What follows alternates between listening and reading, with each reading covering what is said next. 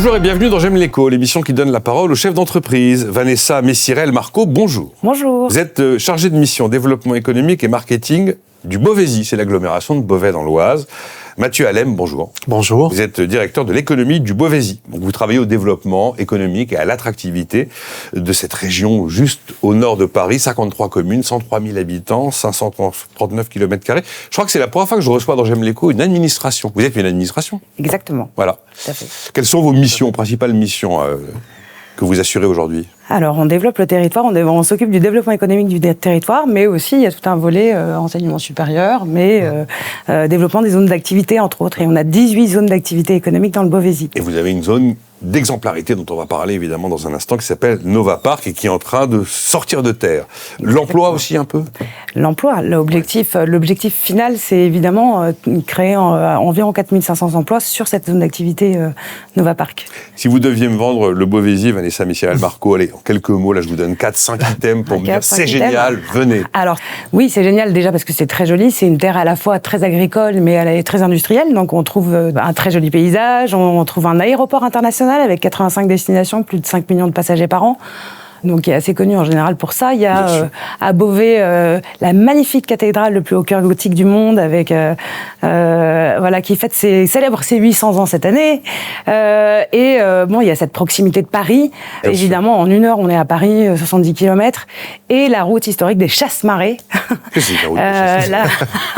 Ah, je l'ai placé. Ah, elle l'a placé. Bien joué. Elle nous dit, et puis après on avance. Mais... Les Chasse-Marées, donc c'est justement c'est tous ceux qui allaient récupérer les poissons sur les côtes et pour les descendre jusqu'à Paris. Et c'est cette route qui est historique et qui existe encore en réalité et qui est toujours utilisée.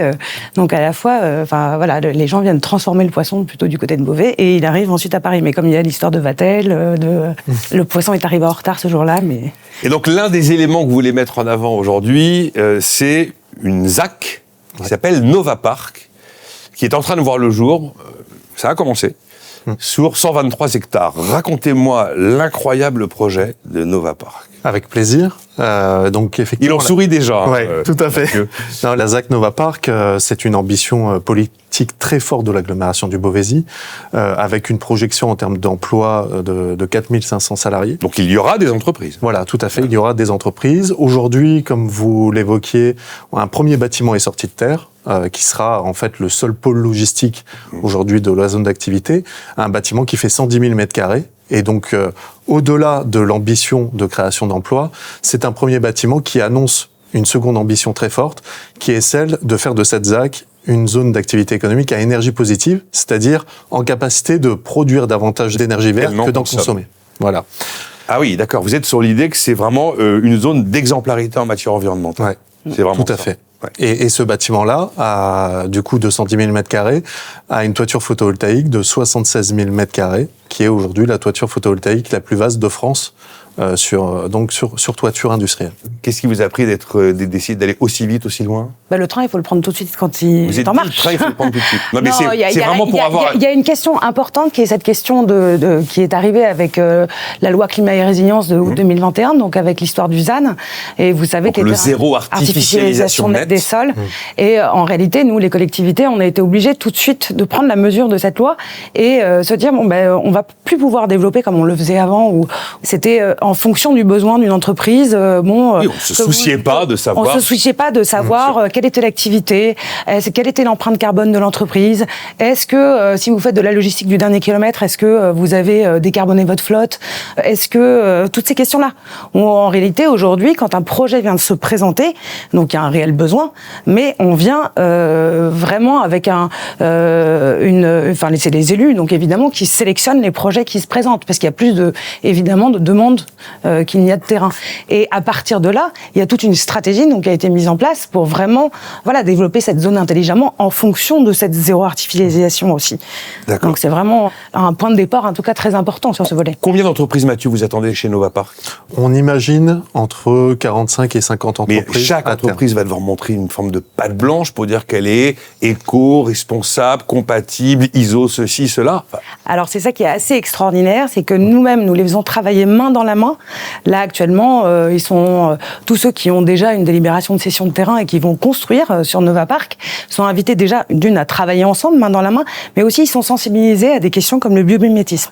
Et le biomimétisme. Le biomimétisme. Donc l'imitation de la nature dans la construction. D'accord. Et typiquement, ils le voient comme une opportunité exceptionnelle et une chance en réalité, et ils le voient comme quelque chose d'assez unique, parce qu'aujourd'hui, voilà, personne ne fait travailler ensemble, voilà, les entreprises sur ce développement qui est un développement commun en réalité.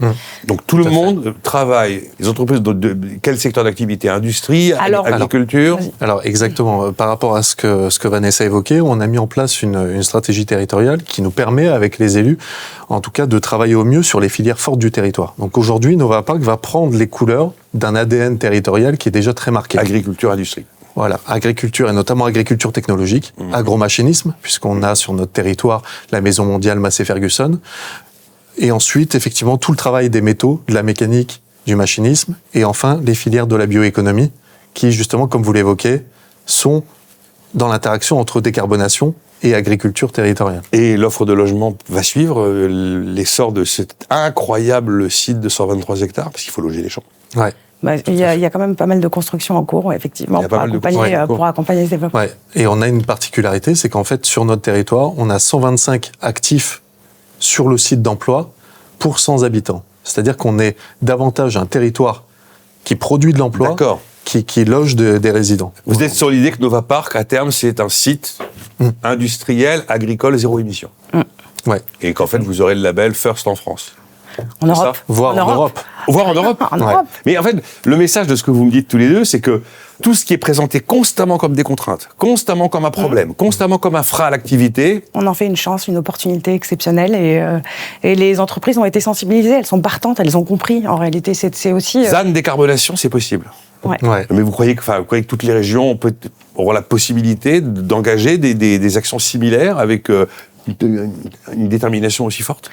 C'est le monde de demain, donc il faut prendre le train. Bon. Il y en a pour combien d'années quand même avant que Nova Park soit qui est, je sais pas, un élu qui vienne avec une paire de ciseaux, vous savez, sur le truc. Globalement, dans son intégralité. Bon, je pense qu'il faut quand même travailler entre 8 et 10 ans pour avoir la ZAC dans le visage qu'on imagine. Ouais. Voilà, l'exemplarité de l'aménagement du territoire. Ouais.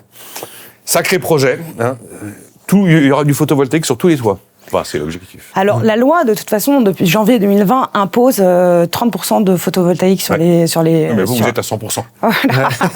Bon, on essaye, en tout cas, de faire en sorte qu'il y ait une réponse. Voilà, il y a un autre sujet qui est très intéressant, mais c'est la question de la formation et de l'accompagnement de ces filières d'avenir, finalement, qui vont se développer avec la bioéconomie sur le territoire.